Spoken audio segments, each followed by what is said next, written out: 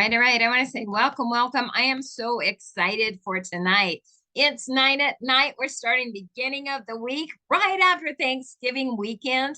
I'll tell you, 9 at night, every weekday night, we have different topics. Tonight, it's all about the speech. All those who have wanted to be on stage in front of the world, we have that opportunity to practice on 9 at night and have some great results. So right now, I want to talk about 9 at night. As a matter of fact, you just go to 9atnight.com. That's the number 9atnight.com. You can click on the live Zoom any weekday night at 9 at night. And that, guess what? The website or the time frame is 9atnight.com. And it's 9 p.m. Eastern Standard Time. So you got to stick 9 in your head forever and you'll get it right.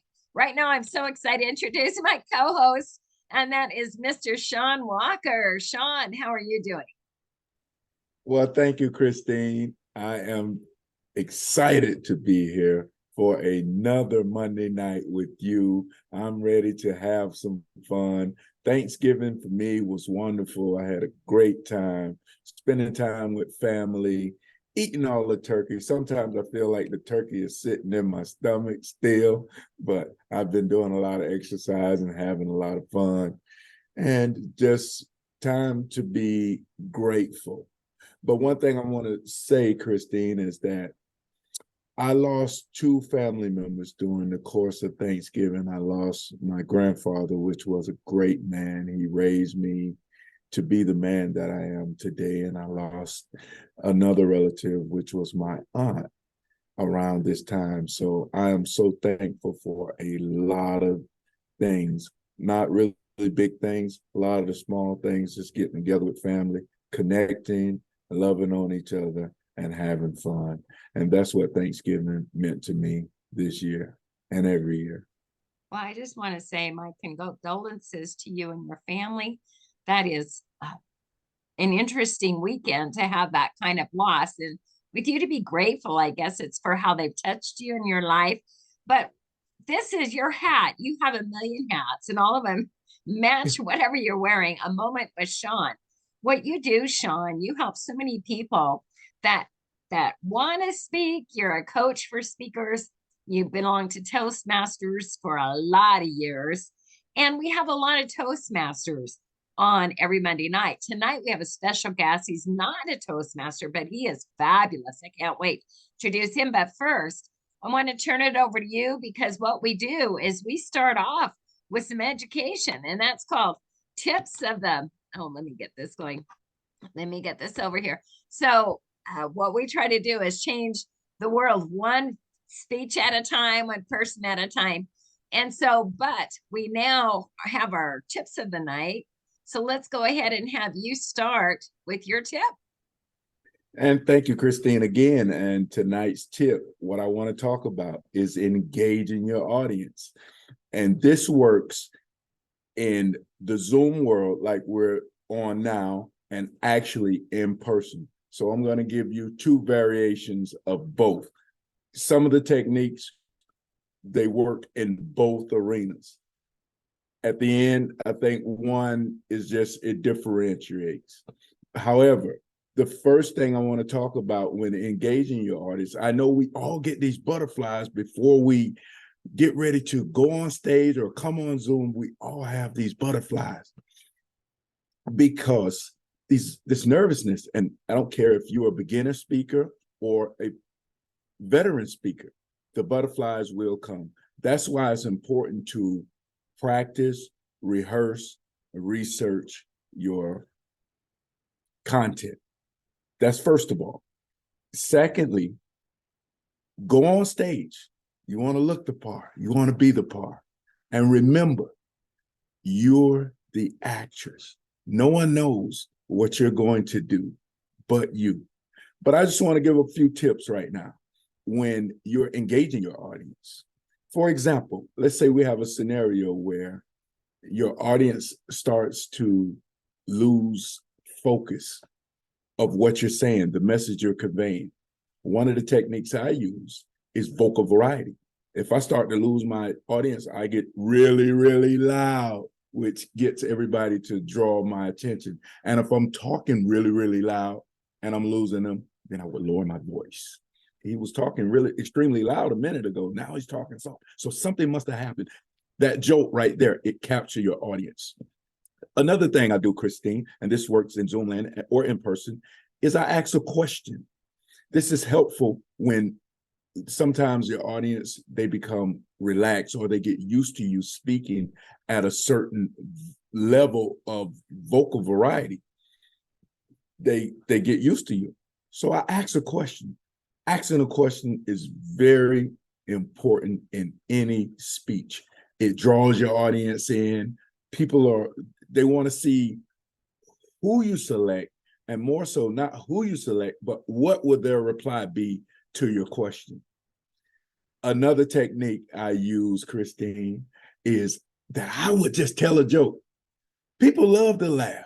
They don't like too much information, and they don't like too much vocal variety, but tell a joke. Give them some humor. Give them something to chuckle about, because jokes really, really help during the course of a speech, and it keeps your audience engaged right on the screen, or if you're in person, right on you.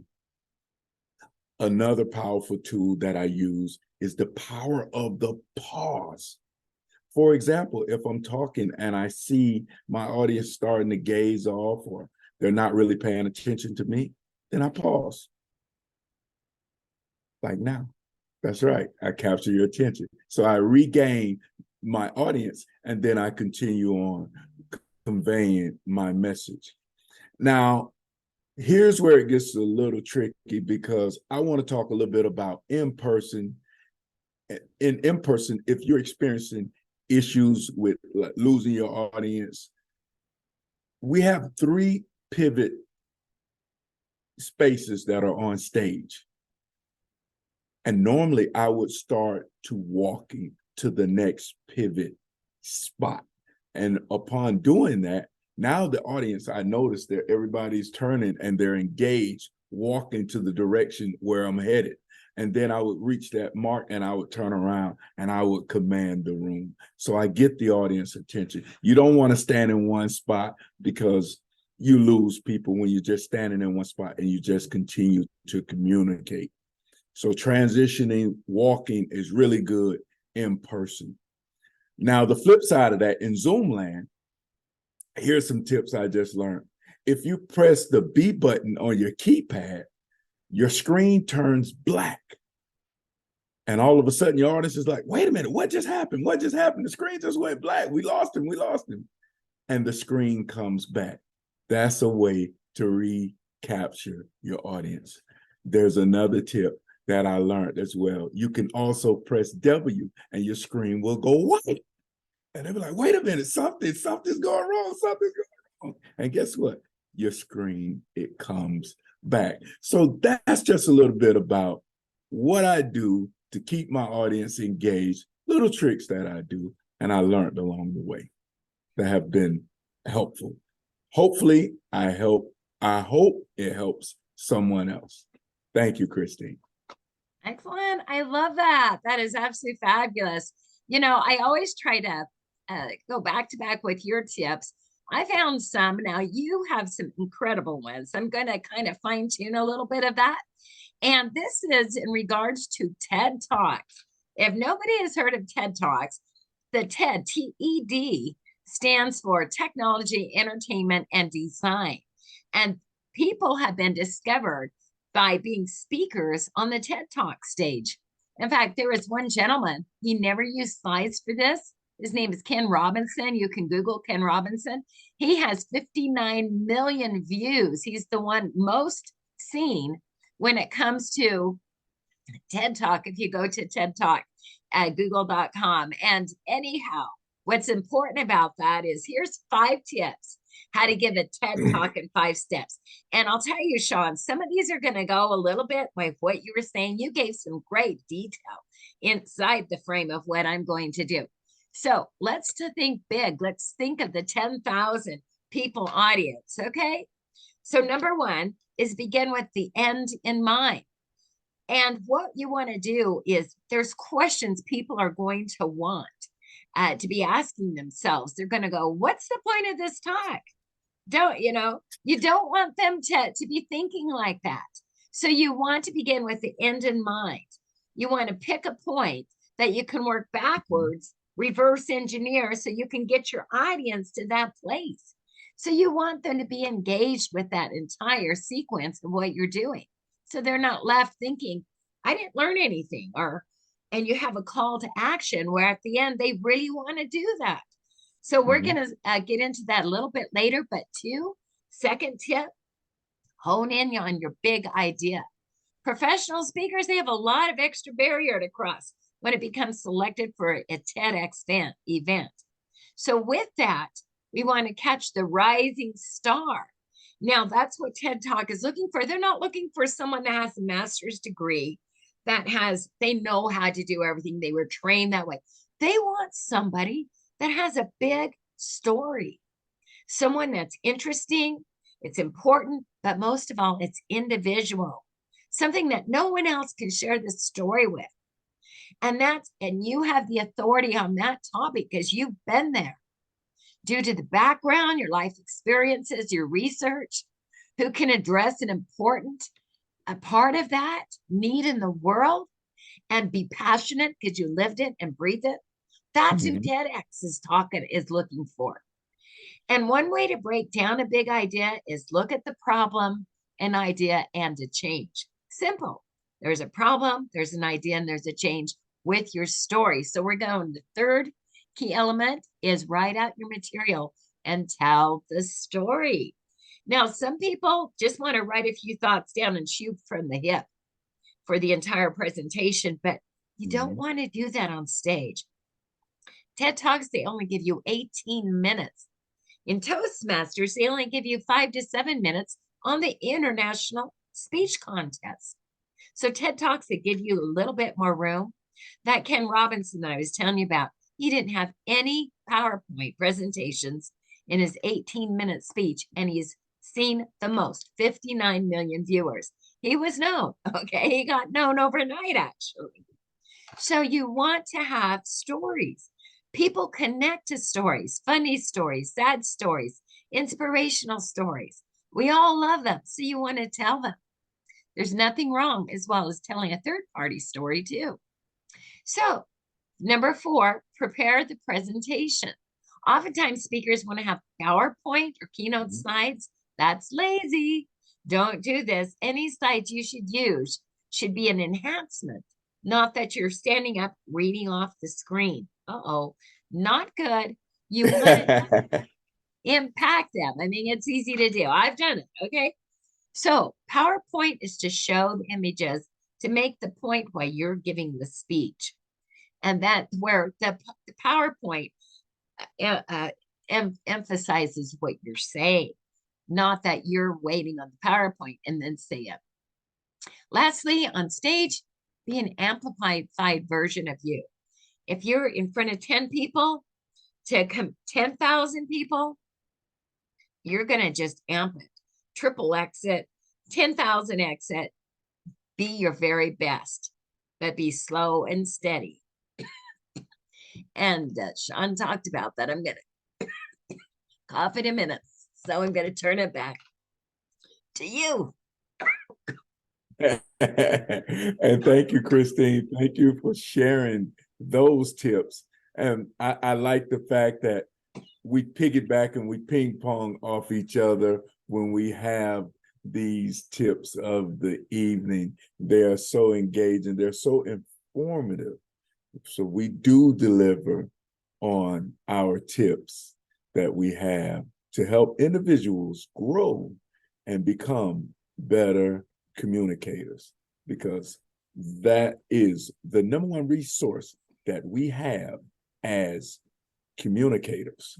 Communication is the number one fear, but it's the greatest resource that one could ever have. And my journey is to help a lot of individuals use that resource of communication. Well, excellent. I'm so glad you stepped in for me. Isn't that crazy? So Well, let's that's move forward. The okay. speech goes on, right? That's how it is. And I'm so glad we can piggyback. Right now, I want to introduce our speaker. I'm so excited. This guy is absolutely amazing. This guy is a motivator. Some people call him a preacher because he really makes the point when he speaks. And we're going to absolutely be blessed with this tonight. I'm so glad you're going to be watching this because he knows how to move people inside out. So with that, I'm going to introduce Tony Hubbard. Tony, are you there? I'm here, Christine. Can you hear me? I sure can. I'm going to turn it over to you.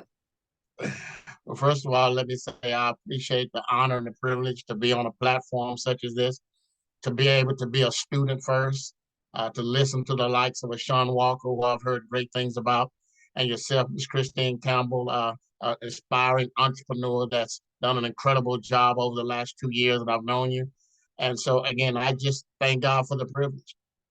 Oftentimes, when I get a chance to speak before an audience that I've never spoke for before, I put myself in the space of a Theodore Roosevelt. And he said, I choose not to be a common man. It is my right to be uncommon if I can. I seek opportunity, not security. I do not wish to be a kept citizen, humble and dull, having a state to look after me. I want to take the calculated risk, to dream and to build, to fail and succeed. I refuse to live from hand to mouth. I prefer the challenges of life to the guaranteed existence, the thrill of fulfillment to the stale calm of utopia. I will never cower before any master, nor bend to any threat. It is my right to stand erect, proud and unafraid, to face the world boldly and say, this I have done. Choose not to be a common man. I mean, some of the best advice my father ever gave me as an aspiring entrepreneur when I was a little kid. He said, son, don't ever strive just to be average. Why? Because what is average? Average is the best of the worst and the worst of the best. It's the top of the bottom and the bottom of the top. He said, if you're average, society will pay you below average. He said, if you're above average, society will only pay you average. But he said, son, always strive for excellence. Always strive to do your best. Why? Because there is no limit what society will pay if you bring excellence to the marketplace. So again, I am so grateful to be on a platform of such incredible leaders like yourself and to be an aspiring entrepreneur myself. I'm blessed now to be a 58-year overnight success when it comes to entrepreneurship. I remember when I first started on this journey, not knowing anything, just knew I wanted to have my portion of the American dream. I knew that I didn't even know what an entrepreneur meant, but I knew I wanted to be that because entrepreneurship meant freedom. I mean, and I believe a short definition of entrepreneurship is this: somebody who takes something from the mud and then builds it with their blood. And I knew that I was up for the challenge. And so I started on this journey now, 19 years as an entrepreneur in the networking space. And I'm so glad that I've been blessed to be able to have my life impacted by tens of thousands of individuals. And also every single day, I have the honor and the privilege to add value to people's lives because I believe that's what it's all about.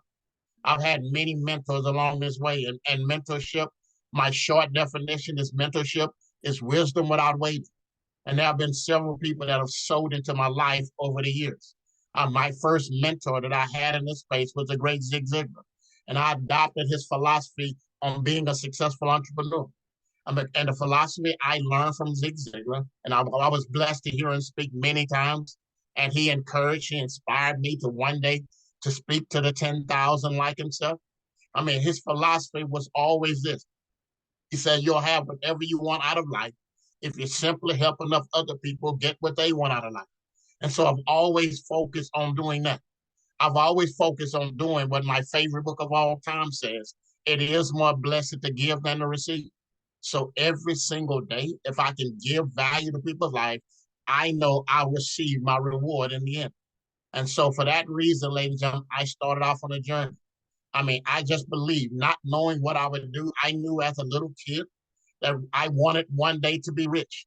And growing up in the hood, growing up in an environment that was not conducive to individuals making it out and having success, I felt like my only mentors were the ones I saw on television. And so I watched television. I thought that my answer to being rich one day was to one day be an athlete. I love basketball. I love football. but I found out quickly that was not going to be the case. Also, I saw the entertainers. I saw the Michael Jacksons of the world, and I knew I could not carry a tune in a bucket, so that was not going to be the answer as well. And so it wasn't until I was 36 years old and I was in corporate America that I found out that one day I found the secret to becoming an entrepreneur. I mean, one of the secrets to success. And and the reason why I found it, and I tell people, I found it to be true. Individuals become entrepreneurs typically for one of two reasons, for inspiration or for desperation. My case was desperation. What do I mean by that? Here was the case. I mean, I thought I was on the path to having my American dream. I was an operator at a chemical plant. I was earning at the time the most money I'd ever earned in my life. I was a six-figure earner. I mean, putting in 60 to 80 hours a week, and I had a game plan. Invest my money, retire young after 20 years, and then I could walk the beaches of the world. But after being a part of that company for 12 years, my life was drastically interrupted with a little thing that's commonplace in corporate America. They call it a merger. And the first lie that was told us is that no one had anything to worry about. 6 months later, we were blindsided, and it said by Christmas of all times, 1 out of 4 would no longer be employed, and that was devastating to me. And although I was not a victim at the time, I watched 264 of my friends lose their employment in a moment's time, and that was my wake-up call. I recognized right then it did not make sense having all of your eggs in one basket, especially if you didn't own the basket. So to make a long story short, I was open for the first time of my life to a plan B. I was desperate because I made up in my mind I was never going to be in a position where some man or some woman could make a decision that controlled my family's outcome.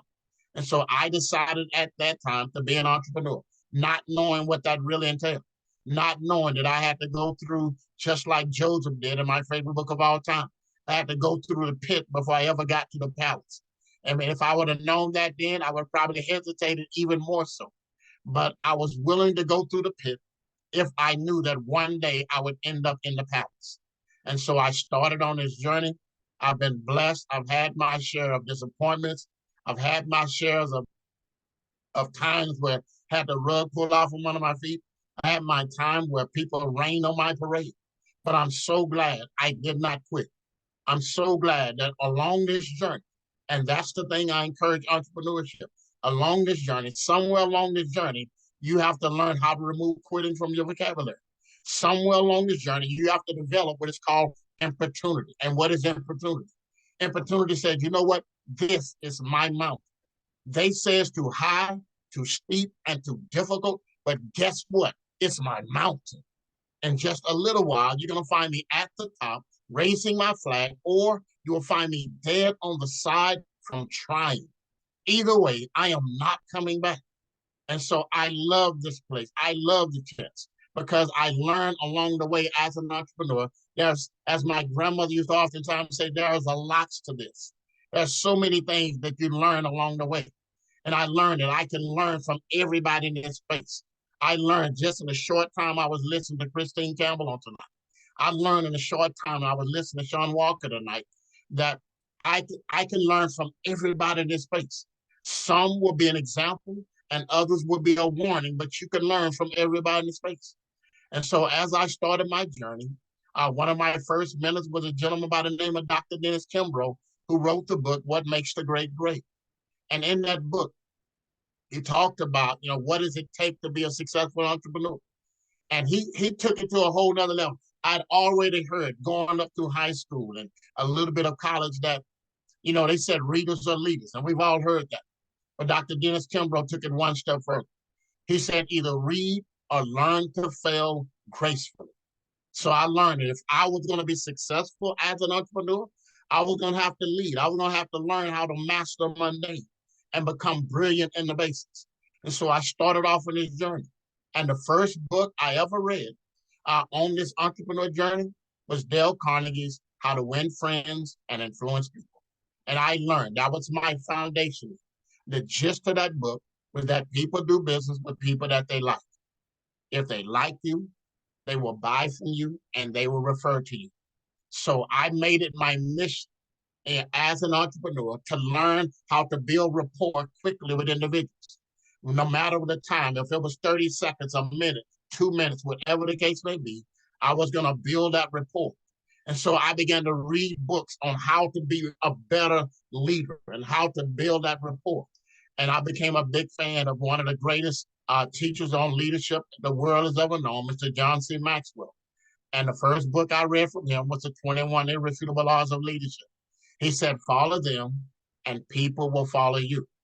And one of the books that I love from John C. Maxwell, he said, listen, it's called Everyone Communicates, but few people connect. Well, what is connecting? Connecting is the ability to relate to people and identify with people and increase your influence with them so that you can have greater success. And so I learned how to connect. I learned how to build rapport. I learned how to find common ground. And along this journey, and I love it because it's an amazing journey, ladies and gentlemen, because the quality of people that you get a chance to meet. I remember one of my first mentors who was a millionaire in my first company that I was a part of. He made a statement that didn't make sense back then, but it makes a whole lot more sense today. He said, I think everybody should become a millionaire. And everybody paused because we knew that everybody in that room was definitely not a millionaire. And at the time, I was far from it. And he said, listen, everyone should become a millionaire. He said, not necessarily because of the money, but because the kind of person you become along the way, the kind of person that you become. And I began to recognize because I began to watch the people that I admired. I began to watch the people that I looked up to. I began to watch the people that I aspired to have their lifestyle and to live that kind of dream. And the closer I got to those individuals, 80% of the time, I can truthfully say that I was thoroughly impressed that they were as good as advertised. And so I started this journey, and it's been an amazing journey along the way. I love the fact I get a chance. I am blessed every single day. I jump out of bed because I get a chance to add value to people's life. Every single day, I get a chance to be blessed to meet individuals that can impact my life for the better. I get a chance to meet individuals that have left an imprint upon my life for the better. And like this today, I got a chance 2 years ago to meet the incredible Christine Campbell. Today, I've heard great things about Shawn Walker, but I got a chance to hear from him and knowing that along his journey, he's become the kind of person he is today. Because although I had goals as far as finances, one of my mentors told me, said, you don't get in life what you want, you get in life what you become. He said, if you become more, you can earn more. And so every single day, I focus on becoming a better leader. Every single day, I focus on being that champion. Every single day, I learn to deal with the disappointments because I learned that you have to learn how to keep helping even while you're hurting. Along this journey as an entrepreneur, you have to keep on leading even while you're bleeding. And so I love the fact, as an entrepreneur, I get a chance to impact people's lives for the better. And I want to end this particular talk tonight by sharing with you one of my favorite motivational quotes from one of my first mentors that encouraged me to be a speaker, and that's the great Les Brown. And he said, if you want a thing bad enough, go out and fight for it. Work day and night for it. Give up your time, your peace, and your sleep for it. And if all that you dream and scheme is about it, and then life seems useless and worthless without it, if you gladly sweat for it and fret for it and plan for it, and then lose all your terror of the opposition for it, if you simply just go after the thing that you want with all of your capacity, strength and sagacity, faith, hope, and confidence, and stern pertinacity, if neither famine or gulf, sickness or pain of body and brain can keep you away from the thing that you want, if dogged and grim you besiege and beset, with the help of God, you're going to get it. Ladies and gentlemen, I am mightily encouraged on a Monday night. Why? Because every day now, I'm being surrounded with incredible leaders that have the courage and intestinal fortitude to keep going after their goals and dreams. And as a result, they're at the cusp. They're at the tipping point of going from good to great, from zero to hero, and from mediocre to magnificent. So let's stay focused upon the task at hand. And for that reason, I look forward to seeing each and every one of you guys, not just at the top. We're going to see you guys over the top. And always remember, it takes leaders who have a vision to lead the people who have a dream. God bless. And I'll turn it back over to you, Christine. Wow, with that, I just kind of want to put my hand on my heart and say the Pledge of Allegiance. Thank you. Thank you. Bravo. I sure appreciate all that you do and bring to the table. What about you, Shawn? Wasn't he amazing? Tony, I'm honored. I'm honored. I love that, being one that gives that out and to just feel it, brother. I could almost just close what you were saying, because when you have that fire and people don't understand, when you have it like that and we get engaged. Oh, Tony, I mean, that was beautiful, brother. I just want to just share that with you. I mean, I was just sitting here. I was just amazed. I was just really amazed, and I was just actually in a meeting today where I was having this conversation about vision. What we put our eyes on is what we become. What you're focused on, that's the thing that you will become. I don't care what that is. If you focus on the wrong things you're going to attract. If you focus on the right thing is coming. Like you said, I was sitting here listening to you. You said, I want to become a millionaire. And you focus on that. And I was just sitting here and I was just listening. And I was like, that's what I'm talking about. Because, brother, and you have to see that every day. Even if you don't have it, people don't understand. That is the beauty. It's not the destination. The destination is just where you're going to end up. But it's all about the journey. And I get excited about the journey, because that's what a moment with Shawn is all about. It's about the journey. And the people that I come in contact with, and people, they look at me, Tony, and they're like, what is a moment with Shawn? And first thing I say, I come out of the box with, you're having one right now. What do you want to talk about? and because moments come and moments go. Early on in my life, Tony, I had a kid at the age of 15 years old. I had two by the time I was 16. I saw my dream go one way, and I saw the unexpected going the other way. And I came to a fork in the road at 16 years old. And I said, I got to make a decision here. What am I going to do? Well, I took the road to the uncertainty. I said, well, I got two kids, so I got to become a father. And I went down that road, and that road was a lot of pain.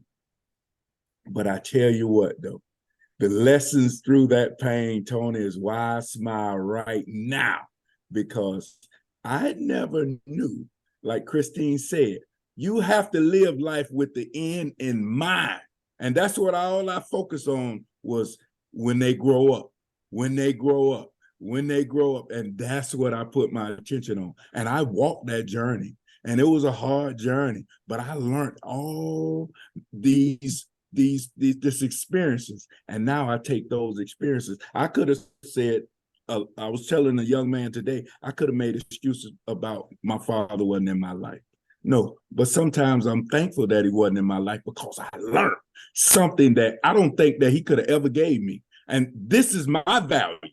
And this is what's going to compel the next generation, because through these experiences, once they're magnified, that's going to change a lot of lives, brother. And I was just sitting here listening at some of the things you said. You said the best of the worst to be the worst of the best. And that just hit home right there with me, Tony. That was me in a nutshell right there. I was the best of the world. I said, if I'm going to fail, I might as well fail.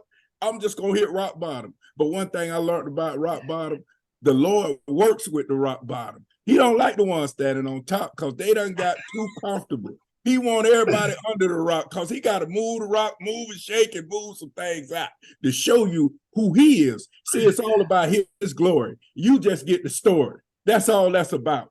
brother. And with that story, you take the story and you walk the world with it, and you share the world with it, and you let everybody know where that come from. So Love it, I got man. to cool Love off a little bit. I see the preaching hour with Tony and Shawn. But You know I what's see. Go amazing? ahead, Kristen. I just wanted to say what's so amazing. Choices that we make in our lives make such a difference. With you choosing to be a father and Tony choosing to make sure he's going to make it through the hard times when he's never been in the entrepreneurship that he was when he had the switch in life. And he's top. I mean, he's the best. And with you, Shawn, you have a youth group that is just absolutely, you're working with youth so they can know how to communicate. And isn't it amazing how now that we have those experiences, how we can stay in the game? One thing, Tony has the biggest why. We all have our whys, why we're so passionate. So how about we do a round of whys right here, just to kind of end this segment and get it revved up. So I'm going to start with you, Shawn, and then we'll go with Tony. Well, my why is one thing that I heard Tony say tonight. Many people can communicate, but connect. Let me just say this: when you're going before an audience and you're presenting, there's a lot of people that can do what we do. But what is your audience taking away? What are they taking away from you? What is your message? What is the life? How are you going to impact them? What are you serving them? Because as communicators, we come to serve. And I want to take my time and I want to season my food. I want to make sure that when I'm telling them about my life, how my life changed at the age of 15, now I'm the father of 7 kids, and how I reached to now I have 6 grandchildren. I just had my 6th grandchild 2 weeks ago. I know I make grandpa look good, Tony. You don't have to say that. I got 7 kids of my own and 6 grand. That's right. And to be where I'm at in life right now, like I said, with no father figure, but learning who my figure was in my father, which was Jesus Christ. And that was the greatest father I could ever have. And once I got a taste of that, there's no looking back. I wake up every day just like you too, Tony. I'm waiting to touch a life. In fact, my prayer is, Father, put me in the path of somebody that needs to know who you are, because I want to be the light to show them and point them in that direction, because it's not about me. And you saved me from a lot of things in life. And I am just grateful and honored to be able to serve him and help others to find their way, because guess what? I was too a lost sheep. And guess what? He found me, and I'm going to take the rest of my life to help everybody else find him. Wow. Thank you. Excellent. Thank you. I'm inspired. Okay, Tony. He's got a big why too. Well, like I said, I mean, Christina knows, and not a lot of people in our company know about, but you know, one of the first things I learned as an entrepreneur, listening to some of my mentors, was that, you know, if your why doesn't make you cry, and if your why is not as big as the sky, then you need another why. You have to have a reason for doing it that's bigger than you. And it can't just be about the money. You know, your why is what you'll do once you have money as an issue out of the way. One of the books that has caused me to be laser focused on my why was written by John C. Maxwell, is entitled "Put Your Dream to the Test." In that book, he talks about 10 questions. If you want to have the best shot of achieving your dream, there are 10 questions that if you can answer each one of those emphatically yes, it'll give you the best shot at achieving your dreams. And one of the things he said, that you have to have multiple whys if you're going to achieve your dreams. He said, because if you just have one why, he said, I promise your life is going to knock it out of you. And so I have multiple whys. My why, my biggest why I mean, my wife are blessed with 5 beautiful children, and 3 have autism. They have a learning disability. And so my wife is to make sure that they live an incredible life. No matter what goes on in our economy and stuff, they will live an incredible life.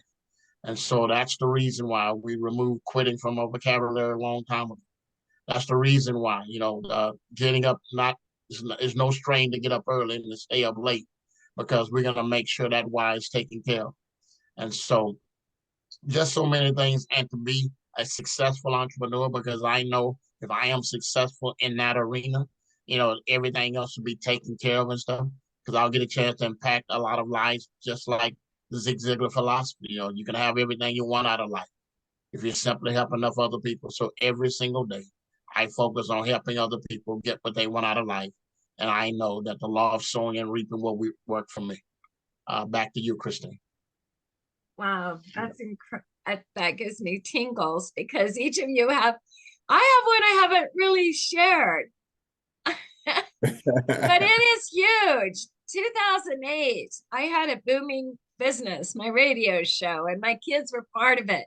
And it was doing excellent. Then the economy crashed. I lost my sponsors. My kids had to fend them for themselves and pay for their own way to college and all these things. And they did an excellent job. But I was devastated with the fact that they believed in me. They trusted me. So since then, I've had self-doubt like anything. But I am determined to get past that, and I'm doing that. Joining Toastmasters really helped. Joining a network marketing company I've never been in before. I made so many mistakes. It scared me to death, but I'm staying in it because I believe this is the pathway for me to get back for my kids so they can have that trust again that mom is doing good and she's helping us too. Because I had that. My kids had a great life when everything was going great. And this was good for all of them to get out on their own, to learn and to really be the best they can be. It was so painful for me to see that happen when they trusted me. So mine is gaining the trust, my own trust with myself and not quitting. And I'm not. But to be empowered around such incredible people like Shawn Walker and Tony Hubbard and many other great leaders, it has definitely helped me say, wow, they went through this kind of stuff too. And look at them, they're making it. They're making it more than ever. And so, yes, I have lots of whys, but that's my main reason why I know I will be successful, because I will not quit. And so that kind of sums up everything. I want to say, Tony Hubbard, it's been such a pleasure to have you on tonight and to have you meet Shawn. You two are excellent, excellent friends. And I really appreciate each one of you. Appreciate the opportunity. Yes, and likewise, I mean, Tony brings it, and I like that. I like that. I like the way, I like his energy. I like the way he flow. I like the way he move, and I like, most importantly, his why. And I just want to piggyback on my why a little bit now, and at the stage where I'm at in life. It's called TMMP, and that's for travel, make money, meet people. That's what life means to me now. I like that. Well, we all learn from each other all the time. Well, we'll all be talking short, from now on. I know that without a doubt. So if I have anything to do with it. Again, thanks, guys. You guys are great. We're going to have to kind of close out the show, but there's in person. Thank you so much for being there with us. And we sure can't say enough for all that you've added tonight to our, it's all about the speech. Now, right now, all of you, those that watch this, we have a lot that watch our recording. Are you ready to be the speaker on 9 at Night? Let's get ready. You saw some amazing talent tonight and someone that has the passion to really drive you to want to do everything you ever dreamed of too. And that's, of course, with Tony Hubbard and with Shawn Walker. So right now, Shawn, I want you to talk about your nonprofit here that you have for children. Yes, and let me just say that MFL, there it is right there, Motivating Future Leaders. This is a youth enrichment program where I bring youth in. I teach them 10 principles. Most importantly, I help them become better presenters and communicators, in which one of the most outrageous things we talked about tonight is actually one of the principles that I teach the kids, which is value and what that value actually means in turn. But this is a great youth enrichment program where I bring these kids in. I train them how to minimize the peer pressure that they go through with their peers, and not only their peers, but their parents, and teach them how to really become great communicators. Like I say, communication is the #1 resource we have as individuals. Also, it's the most feared we have as individuals as well. Through this program, these kids can take these life skills, apply them to their lives, and go on to become future leaders of the world. If you need to reach me, you can reach me at area code 954-818-2299. We are looking for sponsorship, and also we look for volunteers as well. Back to you, Christine. You bet. And that's, he's in South Florida. This is meant to be a national cause, but why not start somewhere? And that's in South Florida. So just run that number by one more time.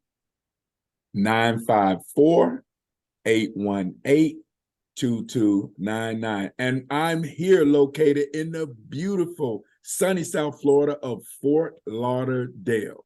That's right. Fort Lauderdale, Florida. That's where we're located. Excellent. Excellent. Thank you so much. I appreciate all that you have to bring and to help the kids with. Right now, we're at the end of our show, and I sure appreciate all those that are watching this and watching the reruns. So thank you so very much, and we'll see you at the next 9 at Night.